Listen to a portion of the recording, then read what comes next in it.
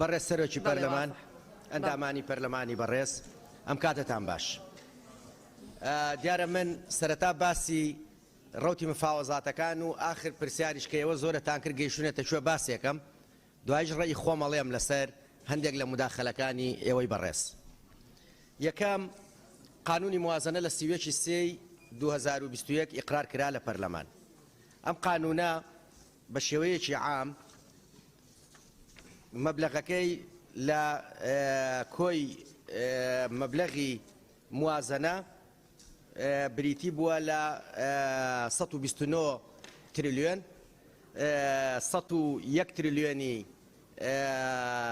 ئیراداتە 128 تریلیۆنیش عەجزی هەیە. التزاماتی هەرێمی کوردستان بە پێی ئیتیفاقی کە کرا و کاگاوات باسی کرد ئیتیفاقێکی متەوازنە لە نێوان ئێمە و لە نێوان لایانی حکوومەتی ئیتیحادی. طبعا ئەوە سەرەتا طرحی ئێمە نەبووە بۆ ئیتیفاق، ئێمە لەگەڵەوە بووین ئەو ئیتیفاقی کە لەگەڵ حکوومەتی ئیتیحادیا کردبوومان مانگانە ڕۆژانە 250,000 بەرمیل نەوت تەسلیمی سۆمۆ بکرێ. بەڵام ئەم ئیتیفاقە لەگەڵ حکوومەتی ئیتیحادیدا لە پەرلەمان کەوتینە ڕوبەڕووبوونەوە لەگەڵ مفاوەزات لەگەڵ ماڵی شیعەیە. ماڵی شیعە بەکۆی حزبەکانیان پێیان وابوو ئەبێ هەرێمی کوردستان قیمەتی 250,000 بەرمیل تەسلیم بکە. ئەمە التیزامی یەکەمە کە لەسەر شانی ئێمە بە پێی سعری سۆمۆ کە ڕۆژانە حکوومەتی عێراق پێی ئەفرۆشێ. دوو 50% داهاتی زەرائیبی ئیتیحادی و ڕسومی ئیتیحادی کە لە قانونی ئیدارەی مالی عێراقدا ژمارە 16 ساڵی 2019 دیاری کراوە ئەبێ بیدەینە عێراق. 50% داهاتی خاڵە سنووریەکانیش ئەوەش التیزامی سەرشانی ئێمەیان بیدەینە عێراق. قەرزەکانی TBI مەصرفی عێراقی تیجارە کابێ ئێمە تەسلیمی عێراقی بکەین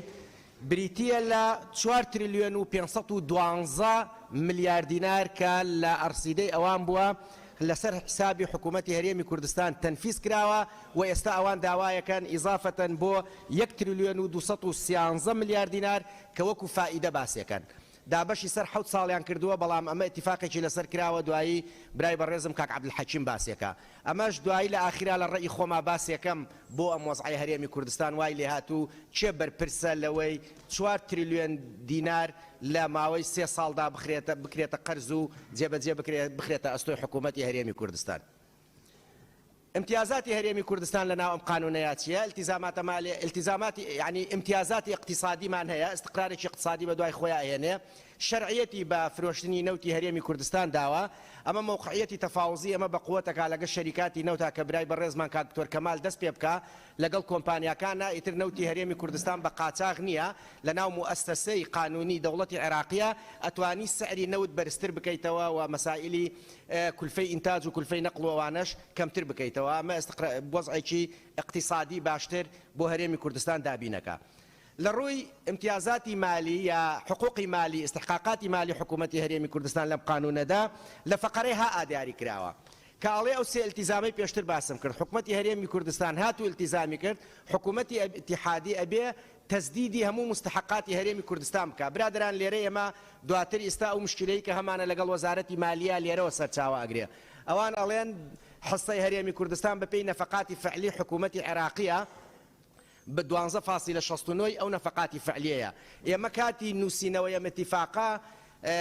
زانیمان حکوومەتی ئیتیحادی لە کاتی جێبەجێکردن ڕەنگە ئەم مشکلێمان بۆ دروست بکە. بۆیان فەقەرێماندانە لە ناو قانونەکە ئەگەر هاتو ئێمە التیزاممان کرد ئەی زەمان چیە حکوومەتی ئیتیحادی التیزام بکە. لێرە دامان ناکە هەموو ئەو استحقاقاتانی لە ناو قانونی موازنە هاتووە و لە ناو جەداولەکان کە هاوپێچن لەگەڵ قانونی موازنەدا ئەبێ سەرف بکرێ بۆ حکوومەتی هەرێمی کوردستان. هەر ئەم نەسەش دوایی وای کرد ئێمە محاجەجەی لایەنە عێراقیەکان بکەین لە کاتی جێبەجێکردنی قانونی موازنەدا و ئەم دەراویشتانە و ئەم بڕیارانی کە ئێستاکە هاتووە ئەو 200 ملیارە ئەوانەی لێکەوتوتەوە. ئەگەر هاتوو ئەو استحقاقاتی خۆمان 100% وەربگرین ساڵانە 12 تریلیۆن و 267 ملیار دینار ئەبێ بێ بۆ هەرێمی کوردستان کە مانگانە کاتە 1 تریلیۆن و 22 ملیار دینار ئەبێ بێ بۆ هەرێمی کوردستان یا ببێتە حسەی هەرێمی کوردستان بە پێی موازنە. لە دوای جێبەجێکردنی لە دوای دەرچوونی قانونەکە هەنگاوەکان چی بۆ جێبەجێکردنی مادەکە چونکە هەندێک جار جۆشمان لەوا بێ حکوومەتی هەرێمی کوردستان نەویستووە مادەکە جێبەجێ بکە و هەندێک جار التیزاماتەکانی خۆی نەکردووە. برادران وەگوتم سیوێکی سێی 2021 قانونەکە ئیقرار کرا لە هەفتەیەک دوای ئیقرارکردنی قانونەکە لە کۆبوونەوەی ڕۆژی 7 2021 بڕیاری ژمارە 95 ئەنجومەنی وەزیران دەرچووە ئەنجومەنی وەزیرانی حکوومەتی هەرێم لیژنەیەک دروست کراوە بە سەرۆکایەتی برای بەڕێزم کاک شێغاوات کەمال برای بەڕێزم وەزیری پلاندانان لەگەڵ بەندە لەگەڵ سەرۆکی دیوانی چاودێری دارایی بە مەبەستی جێبەجێکردنی قانونی موازنە بە تایبەتی مادەی 11 لە ڕۆژی 13 2021 بە نووسراوی ژمارە 163 لە 13 2021 بە نوێنەرایەتی حکوومەتی هەرێمی کوردستان وەزارەتی مالیە مخاتەبەی وەزارەتی مالیە عێراقی کردووەڵێ ئێمە ئامادەین با ڕێوشوێنەکانی جێبەجێکردنی ئەم مادەیە بگرینە بەر بەڵام وڵاممان وەرنەگرتووە. لە 15 2021 بە نووسراوی ژمارە 1186 بە ئیمزای بەڕێز سەرۆک وەزیرانی هەرێمی کوردستان نووسراوێکی ڕسمی ئاراستەی سەرۆک وەزیرانی عێراق کراوە ئەڵێن با مادەکە جێبەجێ بکەین بەڵام جارێکی تریش لەوێ وڵاممان وەرنەگرتووە. لەبەرەوەی وڵاممان دەست ناکەوت ئێمە لە ئەنجومەنی وەزیران بڕیاری ئەوەماندا کە وەفدێکی باڵا دروست بکەین بە سەرۆکایەتی برای بەڕێزمان کاقوبات تاڵەبانی جێگری سەرۆکی حکوومەت لە ڕۆژی 35 2021 ئێمە سەردانی بەغدامان کرد. مفاوەزاتەکانمان لە بەغدا ئەمجار دەستی پێ کرد بە شێوەیەکی تر تیمەکەمان دابەش بوو بەسەر چەند تیمێکدا تیمی دارایی تیمی نەوت تیمی چاودێری دارایی تیمی TBI. تیمی دارایی من و برای بەڕێزم بووین لەگەڵ وەزیری مالیەدا عێراقدا کۆبووینەوە. طبعا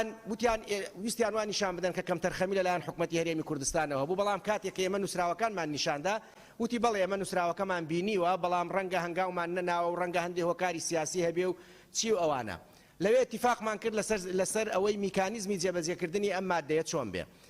لە چوارچەوەی اتفاقی کە کردمان وەزیری مالیە نووسراوێکی کردووە بۆ سەرۆک وەزیرانی عێراق بە ژمارە 10 لە ڕۆژی 25 2021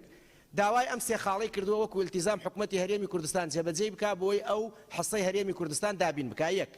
نووسراوێکی بۆ بڕوا لە سۆمۆوە کە قیمەتی ئەو 250,000 بەرمیلی ڕۆژانەیە نیشان بدا. دوو دیوانی چاودێری دارایی حکوومەتی اتحادی بە تەنسیق لەگەڵ دیوانی چاودێری دارایی حکوومەتی هەرێمی کوردستانە وردبینی لە داهاتە اتحادیەکان بکە بۆی بزانن مقدارەکەی چەنەوە بۆ معلوماتی ئێوە ئەوان 100 ملیۆن دۆلاری مانگانەیان لە تەخمین کردووە وەک داهاتی نانەوتی حکوومەتی هەرێمی کوردستان قابلی خازعە بۆ تەدقیقکردن لە لایەن ئەو تیمە مشتەرەکەوە کە پێویستە دروست بکرێت. لە چوارچێوەی ئەم سیناریۆ و جێبەجێکردنی ئەم نووسراوە کە بۆ ئێمە هاتووە لەلایەن مەکتەبی سەرۆک وەزیرانەوە کۆبوونەوەیەک لە نێوان وەفدی ئێمە لەگەڵ سۆمۆ کرا اتفاق کرا کاک دکتۆر کەمال بە نووسراوی ژمارە 4596 لە 6 2021 تەفاسیلی فرۆشتنی نەوت و قیمەتی نەوت و ئەو تەکالیفی نەوت و ئەو هەموو بابەتەکان متعلق بە نەوت بەو 250,000 بەرمیلۆ کۆی ئەوەی ئینتاجەکرێ ناردوێتی بۆ وەزیری نەوتی عێراقی. وەزیری نەوتی عێراقی لە ڕۆژی 8 2021 بە نووسراوی 223 ئەم راپۆرتەی وەزارەتی سامانە سروشتیەکانی هەرێمی کوردستانی پەسەند کردووە ناردوێتی بۆ مەکتەبی ڕئیس وزەرا و بۆ وەزارەتی مالیە حکوومەتی اتحادی واتە التیزامی یەکەم کە حکوومەتی هەرێمی کوردستان ئەبێ بیکە بەپێی ئەو کتابەی تەمان کتابەکانم هەمووی لەلایە ئەگەر ویستانە توانین نسخەیەکتان بدەینێ دوایی وەزارەتی نەوتی عێراق ئەمەی ئەو التیزامی حکوومەتی هەرێمی پەسەند کردووە. سەبارەت بە چاودێری دارایی بۆ تەدقیقکردنی خاڵە ئەوەکان با بڵێن تەدقیقکردنی داهاتی اتحادی نانەوتی لە 15 ئێمە ڕژنووسێکی مزەکەرەی تەفاهممان لەگەڵ لایەنی عێراقیدا ئیمزا کردووە. دواتر لە مانجی 5 ڕقەمەکان هەموو کتابەکانم لە بەردەستە بە سێ نووسراو یەک لە دوایەک یەکەم حکوومەتی هەرێمی کوردستان ئامادەی خۆی نیشانداوە بۆ ئەنجامدانی تەدقیق. دووەم کتابێک کراوە لە دیوانی چاودێری دارایی عێراقەوە لە ڕۆژی 26/5 ژمارەکەی 15 لەسەر 1 لەسەر 150 داواکە نوێنەری حکوومەتی چاودێری دارایی حکوومەتی اتحادی دیاری بکرێ بۆی وردبینی دەست پێ بکرێ. لە 1 2021 تیمەکە دروست کراوە بە نووسراوی ژمارە 1 لەسەر 1 لەسەر 109. لە 7 2021 ئەمان دەست بەکار بوونە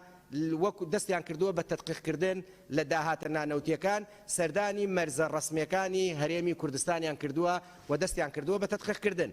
لە ڕۆژی 24 شەشی 2021 ئەمان راپۆرتی خۆیان بەرز کردوتەوە بۆ لایەنە پەیوەندیدارەکان لە حکوومەتی هەرێمی کوردستان و لە حکوومەتی ئیتیحادی. هەندێک تێڕوانینی جیاوازمان هەیە لەسەر شێوازی تەدقیقکردەکان، هەر ئەوەش وای کردووە کە مەجلیسی وزەرا دواتر بڕیارەکەی کە دەری کردووە 194 لە ڕۆژی 15 شەشدا بە شێوەیەک لە شێوەکان بڵێ تاکو تەدقیقی چاودێری دارایی تەواو بێ ئەو پارەیەی کە 200 ملیارە بۆ هەرێمی کوردستان بڕە. ئێمە دوایەوەی ئەمانە هەمووی کۆکرایەوە چوین لەگەڵ وەزیری مالیە جارێکی تر کۆبووینەوە. ئێمە جۆمان لە هەندێک قسە بوو و لە هەندێک تەفسیری وەزیری مالیە بۆ ئەم نەسەی کە هەیە بە ئاراستەیەک بوو ڕەنگە هەندێک لە ملالۆلا لە ئیعلام باس کرابێ، بەڵام من لێرە بە ڕسمی پێتانیڵم. ئەو وتی بە پێی حساباتی وەزارەتی مالیە عێراق ئێوە ئەبێ ڕاستە 250 قیمەتی 250,000 بەرمیل نەوت تەسلیم کەن، پارەی TBI کە اتفاقی لەسەر کراوە و اتفاقەکە چۆنە کاک حەکیم بۆتانی باسەکە و لەگەڵ تەدقیقکردنی داهاتە نانەوتیەکاندا بە پێی حساباتی وەزارەی مالی اتحادی وتی بە معدل مانگانە لە مانجی 1 و 2 3 و 4 ئێوە ئەبێ لە سەروی ئەوەشەوە 150 ملیۆن دینار بە ملیۆن دۆلار بە معدل قەرزارن ئەبێ بدەنە حکوومەتی اتحاد، ئەبێ بدەنە حکوومەتی اتحادی. طبعا ئەمە سەدمە بوو بەلای ئێمەوە، ئێمە محاجزەی قانونی خۆمانمان کرد لەگەڵیانە کەوتی نەقسەکردن، دوا کۆبوونەوەمان لەگە سەرۆک وەزیرانە بوو، وەزیری نەوتیان لەگەڵ یعنی ستافی وەزارەتی نەوتیان، وەزیری مالیە، سەرۆکی دیوانی چاودێری، ئەم مناقەشانەمان لەگەڵ